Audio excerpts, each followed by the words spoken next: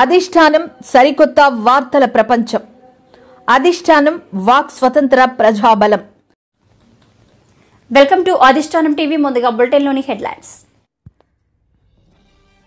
ఒకరోజు ముందే సెప్టెంబర్ నెల పెన్షన్ల పంపిణీ. పెన్షనర్ల సంక్షేమమే చంద్రబాబు ధ్యేయం. నామినేటెడ్ పోస్టులపై సీఎం చంద్రబాబు కీలక వ్యాఖ్యలు. వైసీపీ ఎంపీలు బీజేపీలో చేరే విషయంపై తమకు సమాచారం అందలేదు. జగన్ అనేవాడు రాజకీయాల్లో ఉండటం దేశానికి ప్రమాదం. సీఎం చంద్రబాబు. గత వైసీపీ ప్రభుత్వంలో నిబంధనలకు విరుద్ధంగా ఆంధ్ర యూనివర్సిటీలో కార్యకలాపాలు. సెల్యులర్ ఎకానమీ పాలసీ ఇంప్లిమెంటేషన్ పేరుతో జాతీయ స్థాయి వర్క్షాప్. ఒకరోజు ముందే సెప్టెంబర్ నెల పెన్షన్ల పంపిణీ. పెన్షనర్ల సంక్షేమమే చంద్రబాబు ధ్యేయమని మంత్రి కొండపల్లి శ్రీనివాస్ అన్నారు. ఆయన ఈ రోజు టీడీపీ కార్యాలయంలో మీడియాతో మాట్లాడారు. పెన్షన్ 1వ తారీఖుని ఇచ్చే క్రమం ఏదైతుందో అది ఆదివారం పడింది. గవర్నమెంట్ ఎంప్లాయీస్ ఆదివారం సెలవు దినం కాబట్టి దాన్ని పెన్షన్ పంపిణీ అనేది పోస్ట్పోన్ చేయకుండా ఒకరోజు ముందే ఇస్తే బాగుంటుందని మన ముఖ్యమంత్రి వారు చంద్రబాబు నాయుడు గారు సూచించారు. అందుకని ఈ నెల 31వ తారీఖున పెన్షన్ ఇవ్వడం జరుగుతుంది. ఎవరైతే 31వ తారీఖున పెన్షన్ తీసుకోని వాళ్ళు ఉంటే వాళ్ళకి 2వ తారీఖున పెన్షన్ ఇవ్వడం జరుగుతుంది. కనుక పెన్షన్దారులందరికీ కూడా విజ్ఞప్తి చేస్తున్నాను, 31వ తారీఖున మీరు పెన్షన్ తీసుకునే ప్రయత్నం చేయండి. ఒకవేళ లేని పక్షంలో 2వ తారీఖు మీరు పెన్షన్ తీసుకునే అవకాశం ఉంది. ఈ 31, 2వ తారీఖున మీరు పెన్షన్ తీసుకునే పరిస్థితి మీద కల్పించుకోవాల్సిందిగా కోరుకుంటున్నాను. అంతేకాకుండా భవిష్యత్ కాలంలో ఎప్పుడైనా 1వ తారీఖు ఆదివారం పడితే 31వ తారీఖునే పెన్షన్ ఇచ్చే పరిస్థితి ఉంటుంది. సో కనుక ఎప్పుడైనా 1వ తారీఖు ఆదివారం వచ్చే పరిస్థితి ఉంటే 31వ తారీఖునే మీరు పెన్షన్ తీసుకోవడానికి మీరు ప్లాన్ చేసుకోవాల్సిందిగా కోరుకుంటున్నాను. ధన్యవాదాలు. ఈరోజు తెలుగుదేశం పార్టీ ఆఫీస్లో గ్రీవెన్స్ సేకరణ చేయడం జరిగింది. రాష్ట్రం మొత్తం మీద నుంచి పలు గ్రీవెన్స్ మా దృష్టిలోకి వచ్చాయి. ఎక్కువ శాతం ఒక పెన్షన్ మినిస్ట్రీగా ఎక్కువ పెన్షన్ అభ్యర్థనలు వచ్చాయి. అలాగే కొన్ని రెవెన్యూ అభ్యర్థనలు కూడా వచ్చాయి. సో వాటిని ఎక్సైజ్ చేస్తూ సంబంధిత డిపార్ట్మెంట్స్ పంపించడం జరిగింది. సో ఈ గ్రీవెన్స్ ఏదైతే ఉందో ఇక్కడ వచ్చిన వాళ్ళకి వెంటనే సాల్వ్ చేసే పరిస్థితి సంబంధిత డిపార్ట్మెంట్స్కి అధికారులతో మాట్లాడి దాన్ని సాల్వ్ చేసే ప్రయత్నం కూడా చేస్తున్నామని ఈ వేదిక ద్వారా తెలియజేస్తున్నాను. నమస్కారం.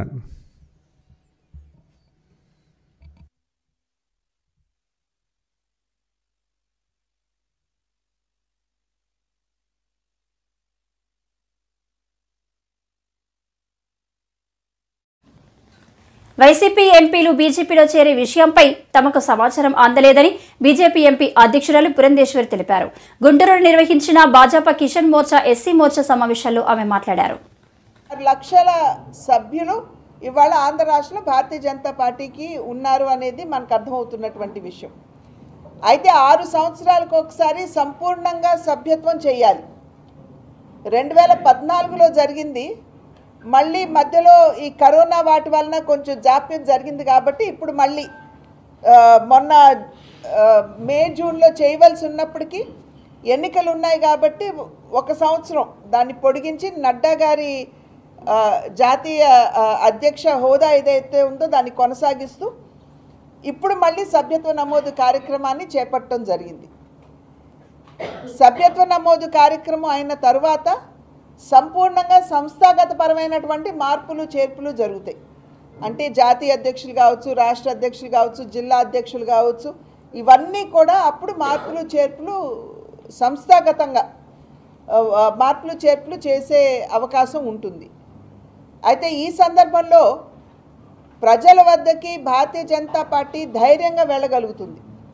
గడిచిన 10 సంవత్సరాల కాలంలో ఏదైతే ఒక ప్రజా సంక్షేమానికి అభివృద్ధికి రెండింటికి పెద్దపీట వేస్తూ దేశానికి సమర్థవంతమైనటువంటి పాలనని నరేంద్ర మోడీ గారి నాయకత్వంలో ఎన్డీఏ కూటమి అందించినటువంటి సందర్భంలో ఇవాళ భారతీయ జనతా పార్టీ ప్రజల వద్దకి ధైర్యంగా వెళ్ళి ఈ విషయాలన్నీ కూడా తెలియజేస్తూ మళ్ళీ సభ్యుల్ని కొత్తగా చేర్చుకోవడం జరుగుతుంది. ఆ సందర్భంలోనే రేపు సెప్టెంబర్ 2వ తారీఖున సాయంత్రం 5 గంటలకి మొట్టమొదటి సభ్యత్వం ప్రధాని నరేంద్ర మోడీ గారు తీసుకోబోతున్నారు. ఇందాక చెప్పినట్లుగా సంపూర్ణంగా క్యాన్సిల్ అయిపోతాయి కాబట్టి 2వ తారీఖు సాయంత్రం 5 గంటలకి నరేంద్ర మోడీ గారు మొట్టమొదటి సభ్యత్వాన్ని భారతీయ జనతా పార్టీలో వారు స్వీకరించడం జరుగుతుంది.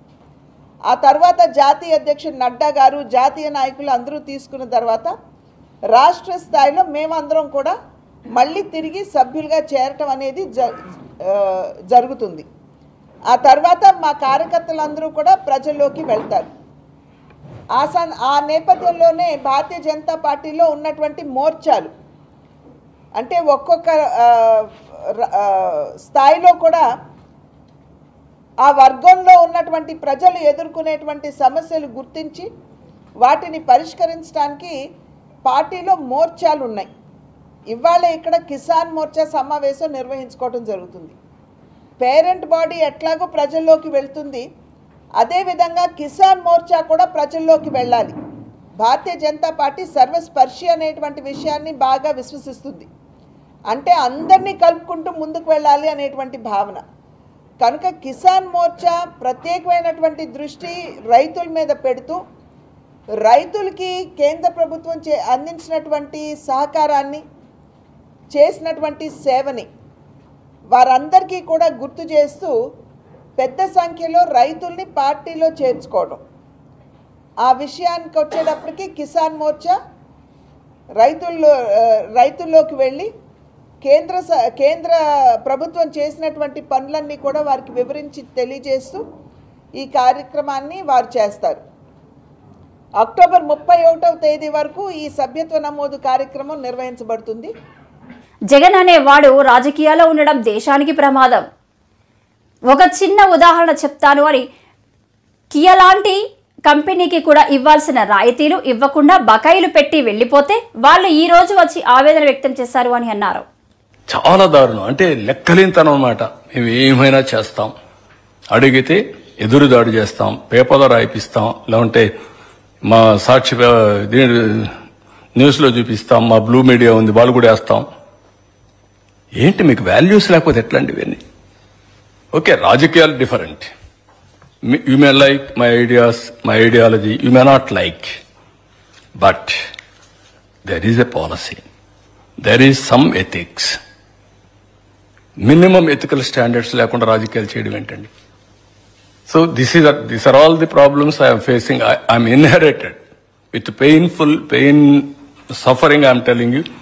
ఏంటి ఇలాంటి దౌర్భాగ్యమైన రాజకీయం ఏం చేయాల్సి వస్తుంది, ఇలాంటి వాళ్ళతో నేను పోరాడాల్సి వస్తుందని చెప్పి కూడా బాధ. ఇలాంటి విషయాలు మాట్లాడాల్సి వస్తుందని నమోషి. మాట్లాడకపోతే ప్రజలు అర్థం చేసుకోలేరు. ఒకప్పుడు ఉద్యమంగా చేసేవాడిని.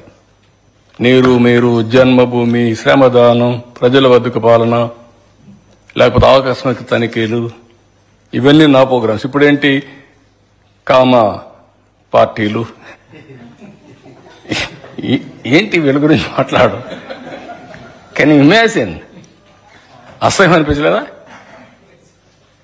వాళ్ళు మాట్లాడే మాటలు. మొన్నటి వరకు బూతులు, ఇప్పుడు బూతులు లేవనుకోండి, ఆ బూతులు మాట్లాడే నోటికి తాళాలు పడ్డాయి. విన్నామా పోనీ 5 ఏళ్లు ఎన్ని బూతులండి, ఎన్ని మాటలండి. ఇప్పుడు ఎవరన్నా మాట్లాడుతున్నాం ఆ బూతులు? చేత కదా? మనకు నోరులు లేవా? ఎందుకు మాట్లాడలేదు? Can you won't see that difference? Hell of difference మీకు కనపడలేదా? ఒకప్పుడు బయట పోతే మీరంతా నా ఇంటికాడ వచ్చి కాపలా కాసేవాళ్లే కదా. ఎక్కడ రానిచ్చారండి? విశాఖపట్నం పోతే రానియరు, తిరుపతి పోతే దిగనీయరు, ఇంటికాడ నుంచి బయట రానియరు. Can you imagine? గేటుకు తాళ్లు కడతారు. ఇక్కడికి వస్తే, అమరావతికి వస్తే తాళ్లతో, కర్రలతో, చెప్పులతో వేస్తే ప్రజాస్వామ్యం ప్రజ్వరిల్లుస్తోంది, చైతన్యం పెరిగిపోయింది అరే డీజీ మాట్లాడతాడు. ఇవన్నీ మనం చూసిన అరాచకాలు, మీడియా పైన దాడులు,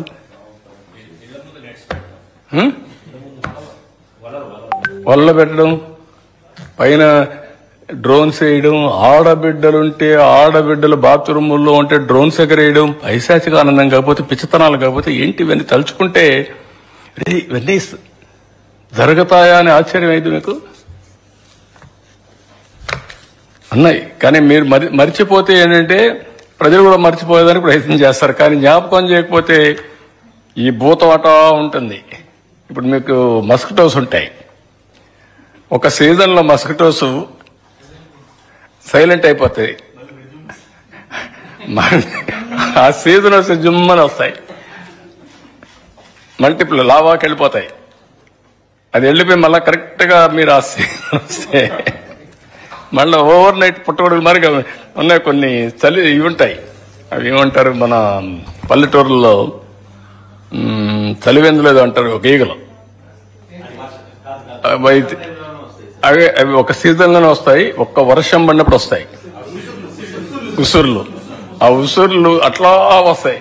అవి కొన్ని రాయలసీమలో అయితే చాలా మంది అవి తీసుకొని తింటారు.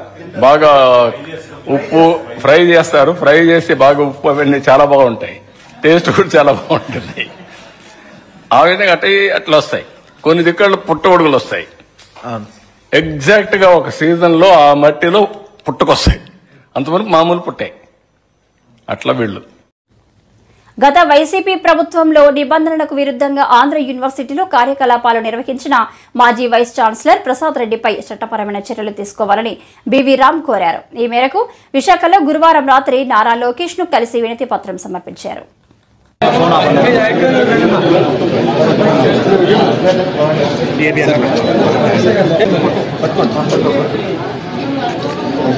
జాతీయ ప్రధాన కార్యదర్శి మరియు రాష్ట్ర మంత్రి హెచ్ఆర్డీ మినిస్టర్ నారా లోకేష్ గారిని కలవడం జరిగింది. ఒకటే కోరాం, గత ప్రభుత్వం 3 రాజధానుల పేరుతో విశాఖలో భూములు మొత్తం దోచుకున్నారని చెప్పడం జరిగింది. ఆ బాధితుల కుటుంబాలకి న్యాయం చేయమని, ఎందుకంటే భూమి ₹1,00,000 అయితే 30,000 చేతికి పెట్టి దౌర్జన్యం రాయించుకున్నారు. ఇవాళ భీమిలో చాలా మంది బాధితులు చాలా ఆందోళన వ్యక్తిస్తారు. ఒకసారి రమ్మించడం జరిగింది. అలాగే ఆంధ్ర యూనివర్సిటీ మాజీ వీసీ ప్రసాద్ రెడ్డి గారు ఆయన హయాంలో నిధులు అవతవకలు చేశారు. అలాగే చాలా మంది ప్రొఫెసర్ని అర్హత లేకపోయినా సరే నియమించారు. కొంతమంది పిహెచ్డీ స్కాలర్షిప్ పిహెచ్డీలు కూడా ఆయన కావాల్సిన మనిషికి ఇచ్చారు. కాబట్టి ఆయన హయాంలో ఇచ్చిన అన్ని దర్యాప్తు చేసి అవన్నీ విత్డ్రా చేయడం కొట్టడం జరిగింది. అలాగే ప్రసాద్ రెడ్డి పైన చట్టపరమైన చర్యలు తీసుకుని అరెస్ట్ కొట్టడం జరిగింది. ముఖ్యంగా ఆంధ్ర యూనివర్సిటీలో రాజశేఖర్ విగ్రహం ఉంది. విశ్వవిద్యాలయంలో రాజశేఖర్ విగ్రహం ఉండటం వీల్లేదు. మరి ఎందుకు నడిపిస్తున్నారో తెలియదు. ఆ విగ్రహాన్ని తీసేమని చెప్పారు, లేకపోతే తెలుగు శక్తి త్వరలో తొలగించిపోతుందని చెప్పి చెప్పాం. ముఖ్యంగా ఇవాళ గాజువాకలో విశ్వేశ్వర నగర్లో అక్కడ అధికారులు ఇంకా మైండ్ సెట్ మారలేదు. మన ప్రభుత్వం వస్తే ప్రజా ప్రభుత్వం వస్తే సరే ప్రజలు పీడిస్తున్నారు. అక్కడ జస్ట్ 150 మీటర్లు డివైడర్లు వేసి ప్రజలు ఇబ్బంది పెడుతున్నారు. ప్రజలు మమ్మల్ని మన పార్టీని అసహించుకుంటున్నారు. మేము ఒకటే చెప్పాం, ప్రజాప్రభుత్వం కాబట్టి ప్రజలకి ఏం కోరుకున్నారో ఒక అన్నగా, తమ్ముడుగా, కొడుకుగా, మనవడుగా మీరు చేయండి సార్. మీ వెంట ప్రజలు ఉన్నారు. ఇవాళ ఆంధ్రప్రదేశ్ ఇవాళ కూటమి ప్రభుత్వానికి 120 సీట్లు ఇచ్చారంటే కేవలం చంద్రబాబు నాయుడు విజువల్ లీడర్ కాబట్టి ఈ రాష్ట్రాన్ని కాపాడాలని చెప్పి పవన్ కళ్యాణ్ చంద్రబాబు కలయికతో ఆంధ్రప్రదేశ్ బ్రహ్మ అభివృద్ధి చెందే ఉద్దేశంతో ప్రజలు ఓటిచ్చారు. ఇవాళ Vaikapa party red book open కోరుతున్నాను. ఎందుకంటే ఇప్పటిదాకా హేళన చేస్తున్నారు. రెడ్ బుక్ అన్నారు, ఏంటి నాకు రెడ్ బుక్ ఏదని చెప్పి హేళన చేస్తున్నారు. దయచేసి ఆ రెడ్ బుక్ ని విశాఖలో స్టార్ట్ చేయమన్నాడు కోడిగూడు శాఖ మంత్రి అమర్. మన పార్టీలో మనం భిక్షిస్తే మన పార్టీనే తిడుతున్నాడు. గతంలో పల్లా శ్రీనివాస్ గారు బిల్డింగ్ కూల్చేసే అధికారులు ఇవాళ అమర్ బిల్డింగ్ ఇప్పుడు దాకా కొంచెం నోటీస్ ఇచ్చారు. ఏంటి అడుగుతున్నాను అంటే అధికారులు ఎందుకు కుంభకాస్తులు అడుగుతున్నారు అంటే మన అధికారులు ఉన్నా సరే, కేవలం అధికారులు మన ప్రభుత్వం ఉన్నా సరే అధికారులు ఇంకా వైసీపీ కుంభకాస్తున్నారు. దయచేసి మన ఎలాగైతే సీఎం రేవంత్ రెడ్డి గారు కూల్చారో హైదరాబాద్ లో, అలాగే అమర్ కాంప్లెక్స్ కోల్చమని చెప్పి కోరుతున్నాను. జై Hind. Circular economy policy 2 implementation పేరుతో స్థానిక నోవటెల్లో నిర్వహించిన జాతీయ స్థాయి వర్క్షాప్ గురువారం ఉదయం ప్రారంభమైంది. వర్క్షాప్ లో వివిధ రంగాల నిపుణులు, సంస్థలు, ప్రతినిధులు, కేంద్ర రాష్ట్ర ప్రభుత్వాలు, అధికారులు భాగస్వామ్యమయ్యారు. Should bring all our efforts together onto a very planned and systematic course of action. That is why, in the best traditions of cooperative federalism, the central and state government, and by central government we mean not only the Ministry of Environment, Forest and Climate Change, but the other line ministries, sister departments, we and the state governments, we need to work together first to recognize the potential of this entire principle of circularity, and to also recognize the potential harm that it has if we do not address this challenge. Along with this whole approach of cooperative federalism, we need to bring in the involvement of the entire society. That is why whole of government and whole of society approach is the only way that we will be able to make this whole approach and this whole philosophy of circularity succeed at the ground level and actually achieve some concrete outcomes. When we talk about whole of society approach, we must understand that today the whole management of waste as we see it is something that affects not only our cities but our rural areas, and in the absence of clear institutional systems, in the absence of capacity building of the local bodies, whether of rural or urban areas, we would be only talking about the philosophy and the principles, but long-term sustained impact would not be ensured. So when we talk about skill, we of course need to focus on the technical skills, because when we retrieve wealth from this so-called waste material, when we retrieve precious metals from electronic and electrical items, when we properly manage waste tires to retrieve carbon black, and so many other examples are there. All of this, of course, requires skill upgradation, and that is why we have specially reached out to the Ministry of Skill Development and Entrepreneurship. There is a huge focus on skill development, and in this year's budget, I'm sure all of you are aware, and I hope that during the course of the discussions, this would be discussed in more detail. There is an entire focus that is being given to skill development, to upgrading ITIs, to taking skills to the next level. Identify the critical gaps which are there and identify solutions for promoting entrepreneurship, employment and skill in the sector of circular economy. So we had, in the virtual meeting, we had requested the state governments to start engaging with the concerned stakeholders who are involved in this entire sector of circular economy, and start developing feedback notes to ultimately achieve the objective of this exercise. So this workshop is actually the beginning of a very big exercise which will culminate into the National Conference of Chief Secretary, and states have a very important role to play in that, in terms of providing what is happening on the ground and what are the gaps which needs to be filled, and finally making recommendations which will be discussed during the Chief Secretary's conference, and we might be coming up as an outcome of that conference a kind of roadmap which will be followed by the state governments, by the central ministries, to actually realize the actual potential of entrepreneurship, of jobs which is existing in the circular economy, by developing entrepreneurship, by filling the skilling gaps, and also filling the gaps in respect of infrastructure and the financial ecosystem. So I will not take much of time here. Today, what we have done, we have allocated certain waste stream to the states and expected them to present to us that the kind of ecosystem which is there, the kind of work which is being done, and we will try to draw, because every state has different. Respected Secretary, Government of India, Environment and Forest, Madam Leela Nandanji, Shri Naresh Pal Gangwarji, Additional Secretary, MOEF. Nominated పోస్టులపై CM Chandrababu కీలక వ్యాఖ్యలు చేశారు. త్వరలో ఈ పోస్టులపై మేము ఒక clarity ఇస్తామని అన్నారు. సార్, అడ్మినిస్ట్రేషన్ గాడిలో పెట్టి పరిపాలన పరంగా చాలా బలంగా ముందుకెళ్తా ఉన్నారు. At the same time nominated పోస్టుల విషయంలో మీ క్యాడర్ చాలా ఎదురు చూస్తా ఉంది. ఆ స్వీట్ న్యూస్ ఎప్పుడు? అది కూడా చేస్తున్నాం, అది కూడా వర్కౌట్ చేస్తున్నాం. రైట్ మ్యాన్ని రైట్ ప్లేస్లో పెట్టాలి. అది కూడా లేట్ కాకూడదు. నాకు వచ్చిన సవాళ్ళు అంటే మీ మారిగానే నాకు కూడా 24 గంటల టైం, మా పార్టీ వాళ్ళకి కూడా 24 గంటల టైం. ఇప్పటికి 70 రోజులు 80 రోజులు అయిపోయింది. 70 రోజులు అయిందా 75 రోజులు అయిందా? 75 రోజులు అయింది. ఇంకొక 25 రోజుల్లో 100 రోజులు అవుతుంది. ఇప్పుడు ఈ 100 రోజుల లోపల మీరు చెప్పిన కార్యక్రమం కూడా వర్కౌట్ చేస్తున్నా. ఇప్పటికే చాలా గంటలు కూర్చున్నా. మళ్ళా నేను ఇచ్చే పొజిషన్స్ రాంగ్ చాయిస్ ఇస్తే మళ్ళా తిడతారు. వేరే చేస్తున్న ఏ మాట అయితే నేను చెప్పాను, నేను అధ్యయనం చేస్తాను, మీ పర్ఫార్మెన్స్ అప్రైజ్ చేస్తాను, మీకు పనికి తగిన గుర్తింపు ఇస్తానని నేను చెప్పాను. ఆ ఎక్సర్సైజ్ చేస్తున్నా, నెంబర్ ఆఫ్ అవర్స్ కూర్చున్నా. మళ్ళీ నేను జనసేన బీజేపీ వాళ్ళతో కూడా మాట్లాడుకోవాలి. ఇంత మునుపు నేను ఒక్కడనే చేసేసేవాడిని. ఇప్పుడు కోయలేషన్ ధర్మంలో అందరితో కూడా మాట్లాడుకొని we have to move forward. We have to carry everybody with us. All of us has to move forward. ఎలక్షన్లో పోటీ చేశాం, అదే మరి వర్కౌట్ చేసుకుంటాం. ఏది కూడా సైంటిఫిక్ గా ఉంటుంది. ఒక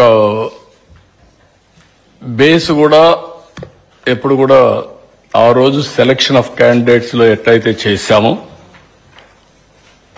వెరీ క్లియర్ గా ఎక్కడికక్కడ రైట్ మ్యాన్ రైట్ ప్లేస్ లో పెట్టాం. సేమ్ థింగ్ రేపు కూడా చేస్తాం. న్యాయం చేసేది మీరు చెప్పినట్టు చాలా మంది. ఇంకొకటి ఏంటంటే నాకు పెద్ద ప్రాబ్లం ఇస్తారు, ఇది కూడా చెప్తా ఉండాలి, లేదంటే ప్రజల్లో కూడా అర్థం కాదు. యాస్పిరేషన్స్ ఎక్కువ పెరిగిపోయినాయి. కాంపిటీషన్ కాదు ఇది, యాస్పిరేషన్స్. ఆశావాదులు కూడా కాదు, ఎక్స్పెక్టేషన్స్. ప్రతి ఒక్కరు ఎక్స్పెక్ట్ చేసేస్తున్నారు. రెండోది కూడా ఉంది ఇక్కడ, ఇది కూడా ప్రజలకు కూడా అర్థం కావాలి. దాంట్లో తప్పు కూడా లేదు. అందరూ సాక్రిఫైస్ చేశారు, అందరూ సఫర్ అయ్యారు.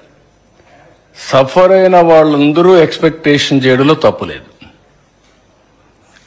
వాళ్ళ ఎక్స్పెక్టేషన్స్ ఎట్లున్నాయంటే బియాండ్ సాల్వింగ్ ది ప్రాబ్లమ్స్ వరకు వెళ్ళిపోయినాయి. అంటే నేను చేశా కదా, నేను కష్టపడ్డా కదా, నేను సఫర్ అయ్యాను కదా. ఇప్పుడు ఒక ఆయన ఉన్నాడు, వైఎస్ఆర్ కాంగ్రెస్ పార్టీ పీరియడ్లో ఈయన ఆస్తిపోయింది. ఈ ఆల్సో సఫర్డ్. సఫర్ అయినోడికి ఏముంటుంది, నేను ఈయన కోసం ఆలోచించాను, పనిచేశాను, ఓటేశాను, రావాలి కదా, నా ఆస్తి తీసి ఇవ్వాలి కదా, లేకుంటే తన్నాలి కదా పట్టుకొని. Nothing wrong in it. ఈ suffered is having that feeling. ఇప్పుడు నేను వాళ్ళు చేసినట్టు నేను చేశాను అనుకోండి, there is no difference between the two. That is the mismatch. అందుకే నేను కూడా ప్రజల్ని అప్పుడప్పుడు అప్పీల్ చేయడం, మా క్యాడర్ కూడా అప్పీల్ చేయడం, ఎడ్యుకేట్ చేయడం. ఇప్పుడు ఉదాహరణకు ఒక శాండ్ నేను ఫ్రీగా ఇస్తా అన్నాను, ఫ్రీగా ఇవ్వాలి. It has become a big challenge for me. ఫ్రీగా ఇవ్వాలంటే ఎక్స్కవేషన్, రెయినీ సీజన్ వచ్చింది, ఇప్పుడు నేను తవ్వలేను.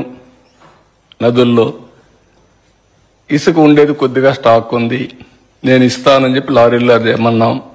మా వాళ్ళు అనుభవం లేదు అంటే